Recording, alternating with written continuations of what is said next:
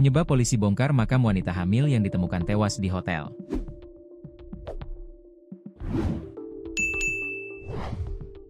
Penyebab polisi membongkar makam alias ekshumasi jasad Anti Puspitasari alias AP, 22, wanita hamil yang tewas di Hotel Landosis Palembang, Selasa, 14 Oktober 2025. Tindakan ekshumasi tersebut berlangsung di TPU Talang Petai Palembang, tempat jenazah AP dimakamkan. Prosesnya dilakukan tim gabungan Laboratorium Polda Sumsel, Dokpol Polda Sumsel dan Inafis Polrestabes Palembang. Kasat Reskrim Polrestabes Palembang, AKBP Andri Setiawan mengatakan, alasan dilakukan ekshumasi adalah untuk mengetahui penyebab kematian korban. Untuk mengetahui kematian korban akibat apa? Nanti yang berbicara langsung dokter ya, ungkap Andri, dikutip dari Tribun Sumsel, Selasa, 14 Oktober 2025. Dalam proses ini, tim langsung melakukan tindakan autopsi terhadap jenazah AP. Maka, nantinya akan terungkap penyebab pasti dari kematian korban. Garis polisi juga terpasang di area ekshumasi untuk membatasi warga dan awak media mendekat di lokasi. Adapun di tubuh korban banyak terdapat lebam diantaranya luka jeratan pada leher, lebam di pergelangan tangan. Selain itu saat ditemukan korban juga tidak menggunakan celana dalam.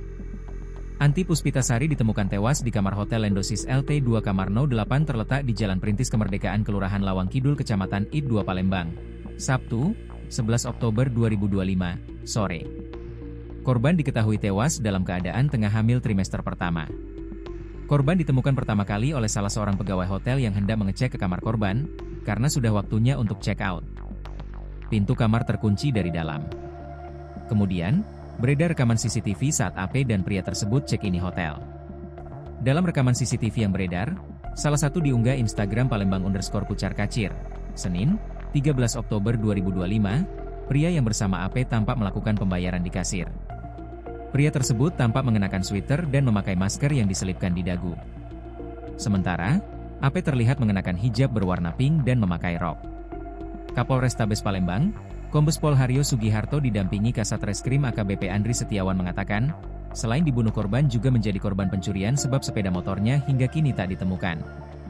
Ini kesimpulan beberapa hari ini yang kami dapatkan terkait peristiwa yang terjadi yang dialami korban, ujarnya, Senin, 13 Oktober 2025. Lebih rinci Haryo menjelaskan, kasus ini meliputi tindak pidana pembunuhan, adanya pencurian kendaraan, adanya penganiayaan dengan kekerasan dan adanya tindakan seksual terhadap korban.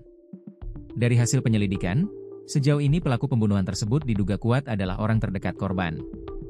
Saat korban bertemu pelaku di luar sepengetahuan suaminya.